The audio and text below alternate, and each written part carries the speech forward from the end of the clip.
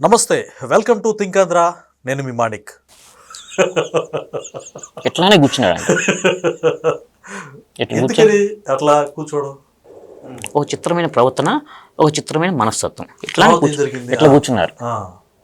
Love you Raja, love you రాజా.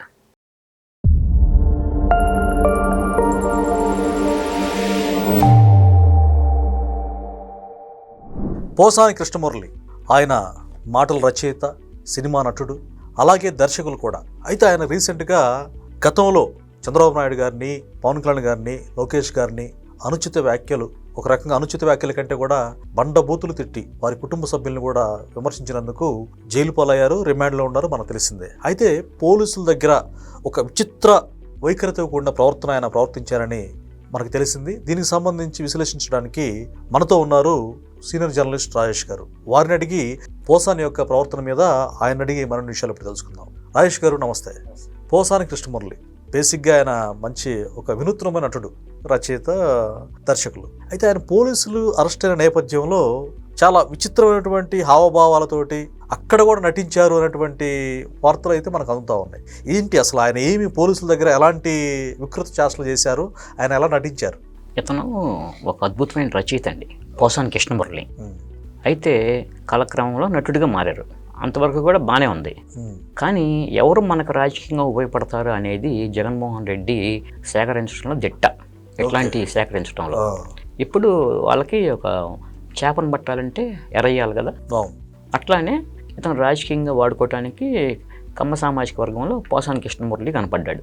ఏదో ఎరేసాడు, పార్టీలోకి తెచ్చుకున్నాడు, రెచ్చిపోయాడు, ఏదేదో మాట్లాడాడు, విచ్చలవిడిగా రెచ్చిపోయాడు. తనలో ఉన్న నటుడిని ఆస్కార్ లెవెల్లో చూయించాడు. 5 ఏళ్ళు అవన్నీ చూయించాడు కదా. మొత్తం అయిపోయింది. అయిపోతే తర్వాత కూటమి ప్రభుత్వం వచ్చింది.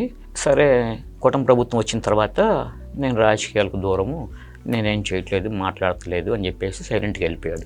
తను సైలెంట్గా ఉంటే పట్టించుకోలే అనుకున్నాడు. సడన్గా పోలీసులు వెళ్ళి అరెస్ట్ చేశారు.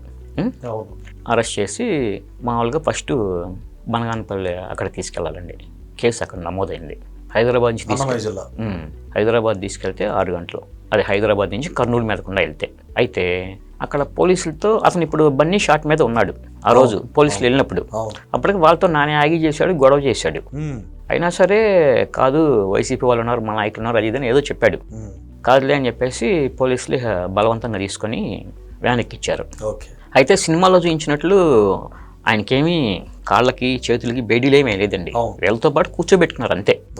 ఇది ప్యాంట్ షర్ట్ వేయించి పెట్టి కూర్చోబెట్టుకున్నారు. అయితే సరే అండి, అట్లా జరిగింది కదా. వ్యాన్లో చాలా మందికి ఈ విషయం తెలియదు. అతనిలో ఉన్న అపరిచితుడు సినిమా తెలుసు కదా మీకు. రాము, రెమో, అపరిచితుడు 3 క్యారెక్టర్లు. కానీ అక్కడ అతను 6 యాంగిల్స్ చూపించాడు వాళ్ళకి. ఎట్లా మామూలుగా పోలీసులు కూర్చోబెట్టారు కదా, కూర్చోబెడితే కొంతసేపు మామూలుగానే ఉన్నాడు. తర్వాత ఇది ఎట్లా ఎటు కూర్చున్నాడు, ఎట్లానే కూర్చున్నాడు. అట్లా కూర్చోవడం అతని మనస్తత్వం. ఇట్లా కూర్చొని కొంతసేపు తర్వాత పక్కన పోలీసులు ఉంటారుగా,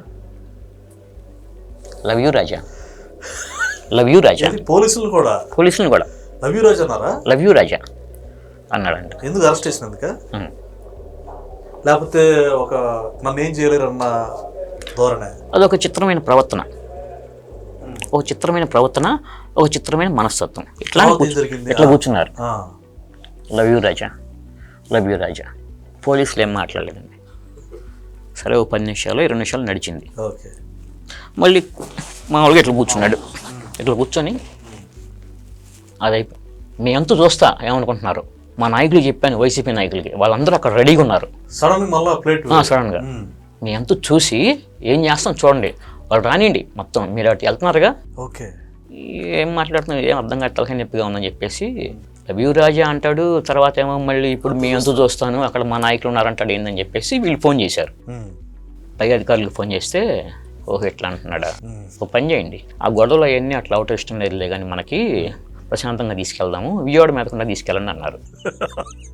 రూట్ మార్చారు పోలీసు వారితో. గేమ్స్ మరి 6 గంటలు పోయే జర్నీ 14 గంటలు అయింది. అయిపోయింది కదా. సరే, మళ్ళీ వ్యాన్లో కూర్చున్నాడు. ఒకసారి ఫస్ట్ లవ్ యూ రాజా అన్నాడు. తర్వాత ఏమో మీ ఎంత చూస్తా అది ఇది అని అన్నాడు. సరే ఇట్లానే మళ్ళీ ఒక గంట గడిచింది. టిఫిన్ చేశారు, కాఫీలు తాగి మళ్ళీ అయిపోయిన తర్వాత నన్ను వదిలిపెట్టేసేయండి, నేను ఇంటికి వెళ్ళిపోతాను, నాకేం తెలవదు, ఎందుకంటే నేనేం మాట్లాడాను అసలుకి, మామూలు నన్ను వదిలేసేయండి, నేను ఇంటికి వెళ్ళిపోతాను, వెళ్ళిపోయి మళ్ళీ కావాలంటే మీరు ఎప్పుడు రమ్మంటే నేను వస్తా, కానీ ఇప్పుడు మాత్రం నేను ఇంటికి వెళ్ళిపోతాను. నిజంగా మీరు చెప్పినట్టు అపరిచితుడు. నన్ను వదిలేసేయండి ప్లీజ్ అన్న. రాజా అనే పదం వాడినా అది కామనేగా, అది ప్లీజ్ నన్ను వదిలేసేయండి, నేను ఇంటికి వెళ్ళిపోతాను ప్లీజ్. పోలీసులకి మైండ్ పోయింది. కొంతసేపు లవ్ యూ రాజా అన్నాడు, ఇందాక ఎగబడ్డాడు, వైసీపీ అంచు వస్తున్నాడు, ఇప్పుడేం ఇంటికి వెళ్తాను అంటున్నాడు. ఏం చేయాలో వీళ్ళకి అర్థం కాల, వాళ్ళకి అదొక టార్చర్ అనమాట. ఇతను ఎప్పుడు ఏ నిమిషంలో ఎలా ప్రవర్తిస్తున్నాడో అర్థం కాకుండా ఉంది. అపరిచితుడు కాదు, అంతకు మించి అన్నట్టు. అంతకు మించి నెక్స్ట్ లెవెల్. ఓకే. అసలు ఏం చేయాలో వీళ్ళకి అర్థం కాలేదు. అప్పటికి భోజనానికి ఆపారు, తర్వాత టీకి ఆపారు, అన్నీ చేశారు, మామూలుగానే వస్తున్నారు. మళ్ళీ కొంతసేపు తర్వాత మళ్ళీ సేమ్, మళ్ళీ ఇట్ట కాలు పెడతాడు పైకి, love you Raja, love you Raja, love you Raja అంటాడు. అస్సలకి పోలీసులకి మైండ్ పోయింది, ఏం చేయాలో వాళ్ళకి అర్థం కాల. ఇప్పుడు పై అధికారులకి ఎప్పటికప్పుడు వాళ్ళు చెప్తానే ఉన్నారు, ఏం జరుగుతుంది, ఇతను ఎట్లా వ్యవహరిస్తున్నాడు ఏంటని చెప్పేసి. మళ్ళీ కొంతసేపు తర్వాత రాజా నాకు ఒంట్లో బాగాలేదు, కొంచెం మా ఇంటికి తీసుకెళ్తే నేను హాస్పిటల్లో చూయించుకొని ఒక 2 రోజులు ట్రీట్మెంట్ తీసుకొని ఇంటి దగ్గర రెస్ట్ తీసుకొని వస్తానంటాడంట.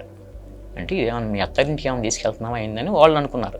ఎప్పుడు అత్తారింటికి ఏమైనా తీసుకెళ్తుంటే నువ్వు కోరినట్టుగానే నిన్ను మళ్ళీ వెనక్కి తీసుకెళ్ళి ఇంటి దగ్గర వదిలిపెడితే నువ్వు కేసులో అన్నీ తర్వాత వచ్చి కనపడవచ్చు, ఈ లోపు నువ్వు ఇంట్లో రెస్ట్ తీసుకొని ఏదో ఒకటి ముందర మనం అతని ఆలోచన ఏంటి, ముందర మళ్ళీ మనం ఇంటికి వెళ్ళిపోతే ఇంటి దగ్గర ఉంటే ఆ తర్వాత ఈ స్టేషన్కి ఈ కేసులు ఇవన్నీ లేకుండా తర్వాత ఏం చేయాలంటే అప్పుడు మనం ఆలోచించుకోవచ్చులే అని చెప్పేసి భావించాడు. ఇట్లా ఒక రాము రేమో తర్వాత అపరిచితుడు అంతకు మించి కూడా నటించి అసలుకి పోలీసుల్ని చాలా ఇబ్బంది పెట్టారు. కానీ వాళ్ళకి హ్యాట్స్ ఆఫ్ చెప్పాలి, ఆ 14 గంటలు సహించినందుకు ఆ పోసాని కృష్ణమురళిని తట్టుకున్నందుకు. ఎంతో మంది నటులను చూసాం కానీ, ఎన్నో సినిమాలు చూసాం కానీ ఈ తరహా మాత్రం వ్యాన్లో చూసింది మేము జీవితంలో ఎప్పుడు మర్చిపోలేమని చెప్పేసి అన్నారు. అది జరిగింది అసలుకి. అసలు ఇది ఎక్కడ ఏ మీడియాలో కూడా నేను వినలేదండి. నిజంగా మీరు భలే సేకరించారు సమాచారాన్ని. అవును, ఇది మనకు మామూలుగా అందిన సమాచారం అండి. పోలీస్ డిపార్ట్మెంట్లో మీ ఫ్రెండ్స్ కానీ తెలిసిన వాళ్ళు, మీరు సీనియర్ జర్నలిస్ట్ గారికి సోర్స్ లభించి ఉంటారు. సోర్స్ ద్వారా అందిన సమాచారం ఇది. అసలుకి ఆ 14 గంటలు వాళ్ళకి ఒక రకంగా టార్చరు. మామూలుగా అయితే ఏ ఖైదీ అయినా కూడా తీసుకెళ్తున్నప్పుడు అతను నిందితుడు అతను ఏదన్నా కానీ మామూలుగా మౌనంగా ఉంటాడు. భోజనం చేస్తామంటే చేస్తానంటాడు, టీ అంటే టీ అంటారు, అంతవరకే. కానీ ఒక తనలో ఉన్న ఒక రేంజ్ అపరిచితుడిని మించి 3 అపరిచితుల్ని ఒకేసారి కలిపి చూపించాడు. కానీ ఆయన హావభావాలను సైతం అసలు చాలా చక్కగా వివరించి ఎక్స్ప్లెయిన్ చేసినందుకు ధన్యవాదాలు.